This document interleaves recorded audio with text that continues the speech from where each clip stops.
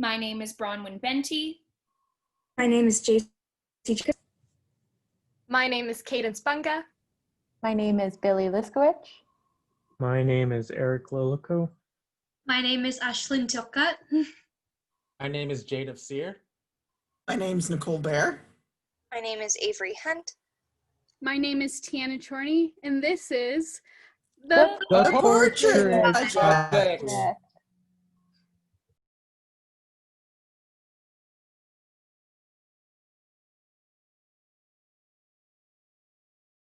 My piece is about a lost witch trying to find her sisters in a very comedic way.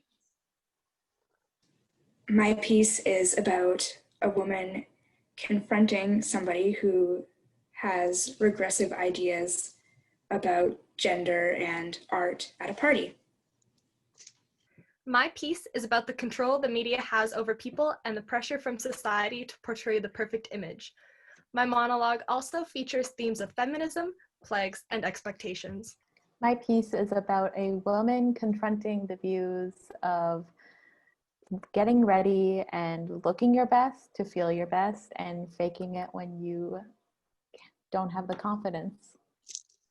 My play is about an artist trying to find creativity while being stuck inside and isolated with his many children.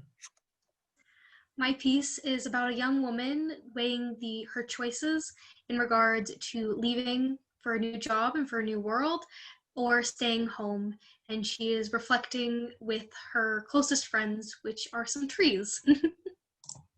My piece is about someone who struggles with being targeted about his skin color, and he learns to overcome it and stand up for himself.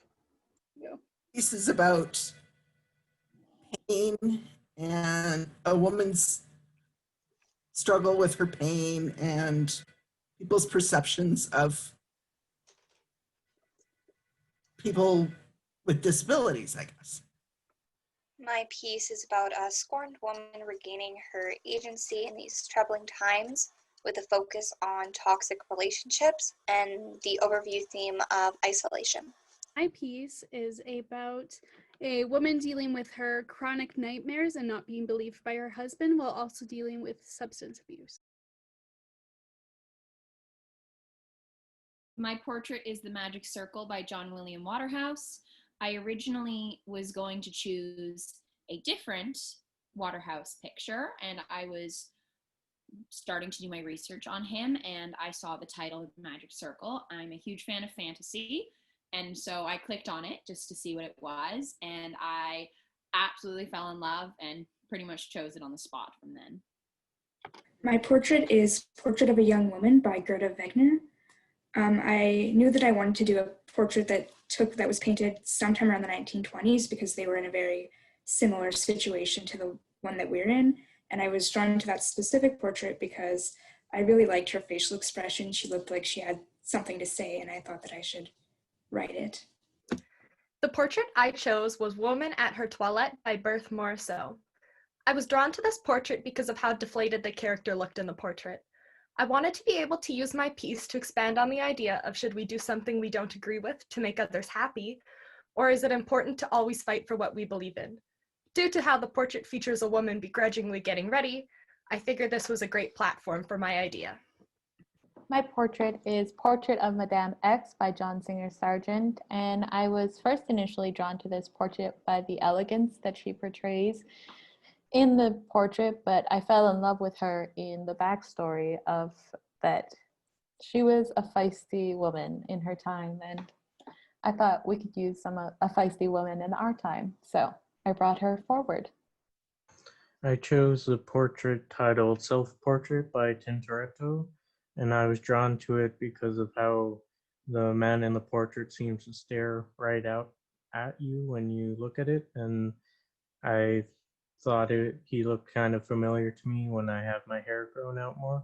My portrait is In the Orangery by Charles Edward Perugini, and I first was drawn to it because I've always had a long-time love for romantic Italian painters, and I was familiar of his work of Pandora, and as I looked more into his work, this piece specifically spoke to me because during quarantine, during these strange times, I found a lot of comfort in gardening, and something in the portrait just told me that there was someone who also found comfort in the garden too.